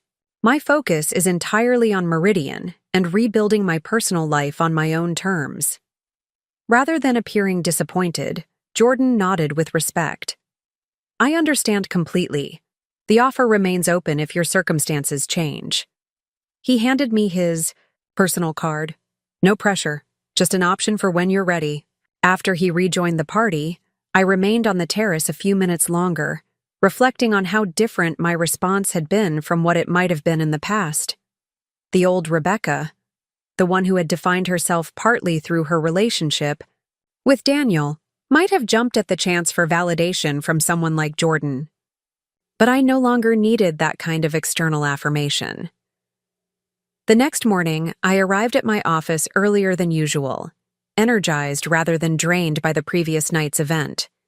The early hour gave me time to review the latest development in Daniel's situation before the day's meetings began. His appeal for a sentence reduction had been denied. The judge's ruling was clear and unequivocal. The evidence of fraud was overwhelming, the breach of fiduciary duty egregious, and the 15-year sentence entirely appropriate given the magnitude of his crimes. I felt no particular satisfaction at this news, but neither did I feel any sympathy. Daniel had made his choices, and now he was living with their consequences, just as I was living with mine. The difference was that my choices had led to growth and success, while his had led to disgrace and imprisonment. Naomi entered with the morning briefing, her efficiency as impeccable as always. The gala raised $3.2 million for the scholarship fund, exceeding our target by 20%. Media coverage is overwhelmingly positive, and the Westfield integration is proceeding ahead of schedule. Excellent. What about the London expansion? The regulatory approvals came through this morning. We can begin staffing the new office immediately. I nodded, pleased. Meridian's international growth was a key part of my 5-year strategy, and the London office represented our first major step into European markets. One more thing, Naomi added, her tone shifting slightly. Catherine Reynolds called. Daniel has been transferred to a minimum security facility upstate. She thought you might want to know. I considered this information, trying to identify my own reaction. A year ago, news about Daniel would have triggered complex emotions: anger, pain, perhaps even a certain vindication. Now, it registered as little more than an update about a former business associate, someone whose life had intersected with mine but no longer defined any part of it. Thank you for letting me know, I said simply. No response necessary. The rest of the day unfolded with the structured productivity that had become my hallmark at Meridian. Client meetings, strategy sessions, mentoring conversations with promising junior executives. Each interaction reinforced what I had come to understand over the past year: that professional fulfillment didn't require personal compromise, and that authentic leadership was more effective than the performance Daniel had always put on. Late that afternoon, I took a rare break to visit the small memorial garden I'd established in my mother's honor at a local hospice facility. It was a peaceful space, filled with her favorite flowers and a small meditation area where families could find respite during difficult times. As I placed fresh flowers beside her plaque, I found myself reflecting on how much had changed since those painful days when I'd shuttled between her hospice room and my failing marriage. The grief of losing her remained, but it had softened into something bittersweet, rather than purely painful. And the betrayal that had accompanied that loss, Daniel, and Sophia's calculated exploitation of my vulnerability, no longer held any power to wound me. You were right, Mom, I said quietly to the gentle spring breeze. Everything you taught me about self-reliance and inner strength, it all proved true in the end. My phone buzzed with a message from Harold. Board unanimously approved the new compensation structure for junior staff. Your proposal for profit sharing at all levels passed without opposition. I smiled, pleased that this initiative, one Daniel had always dismissed as unnecessarily generous, was now becoming reality. Meridian under my leadership would be defined not just by financial success, but by ethical treatment of employees at every level.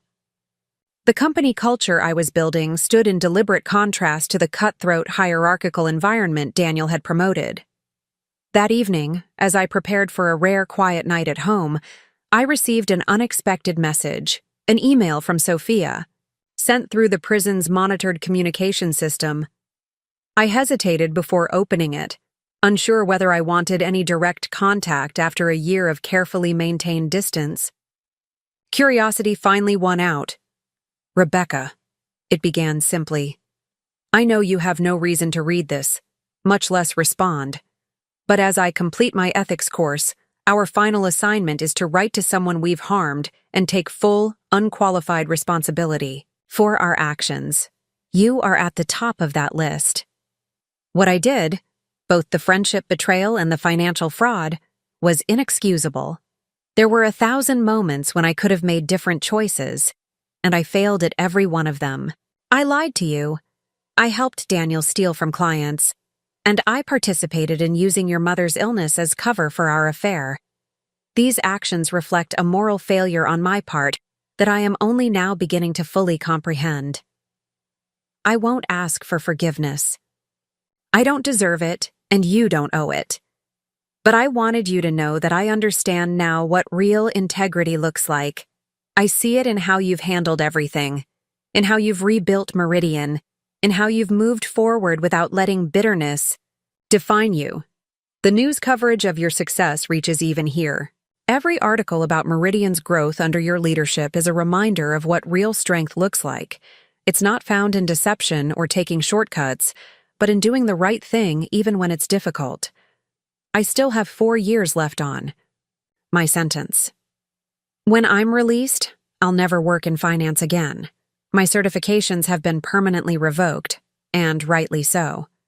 But I'm studying paralegal work with a focus on helping women who have been victims of financial abuse. Maybe someday I'll be able to prevent someone else from experiencing what I helped inflict on you.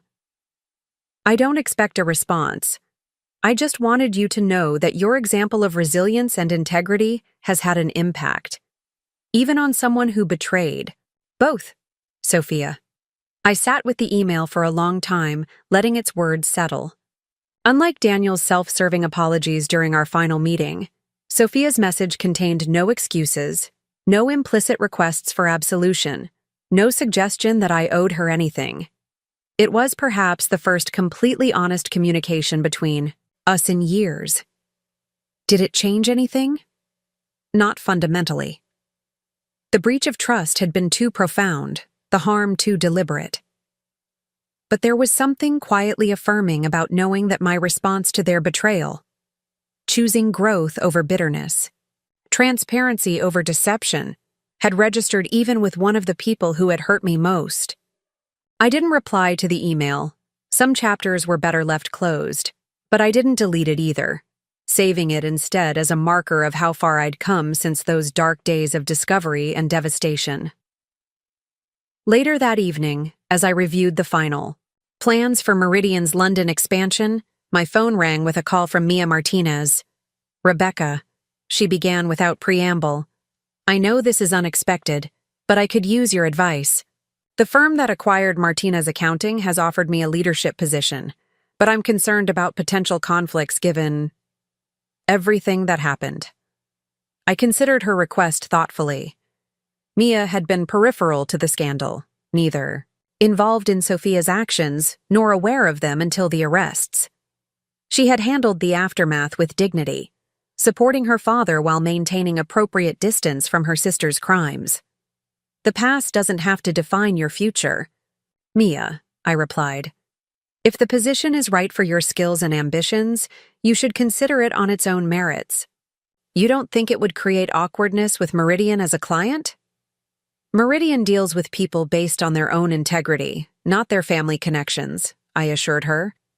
"If you're the right person for the role, your sister's actions shouldn't prevent you from taking it." The relief in her voice was palpable. "Thank you, Rebecca. That means a lot, especially coming from you." After we hung up, I returned to my work with renewed focus. The interaction had reinforced something I'd come to believe strongly over the past year, that while accountability for wrongdoing was essential, so was the ability to judge each person on their own merits, rather than through the lens of others. Mistakes. Daniel and Sophia had betrayed me in the most personal and professional ways possible. Their actions had caused real harm. To me, to Meridian's clients, to their own families. But their choices didn't define anyone but themselves. Not Meridian as a company, not Mia as a professional, and certainly not me as a person. As midnight approached, I closed my laptop and moved to the window of my penthouse apartment, looking out over the city I'd made my own. In the reflection of the glass, I caught sight of myself, confident, composed, completely at home in my power. The woman looking back at me bore little resemblance to the one who had sat at that dinner party a year ago, watching her husband and best friend flaunt their betrayal while pretending to hide it. That woman had been playing a role assigned to her by others' expectations. This woman, the real Rebecca Chen, was finally, authentically herself. My revenge against Daniel and Sophia had been thorough and devastating. They had lost everything, their freedom, their careers, their reputations, and each other. Justice, both legal and karmic, had been served completely. But the true victory wasn't in what they had lost. It was in what I had found, my voice, my visibility, my uncompromised strength. That was the most satisfying revenge of all. Living well, on my own terms, without apology or pretense. As I turned away from the window toward the future that stretched bright before me, I knew with absolute certainty that the best was yet to come. Looking for more? We've got 2 amazing stories ready for you right on screen. If this one touched you, these are absolutely worth your time. Click to watch them now. And hey, subscribe and hit that bell to never miss our latest uploads.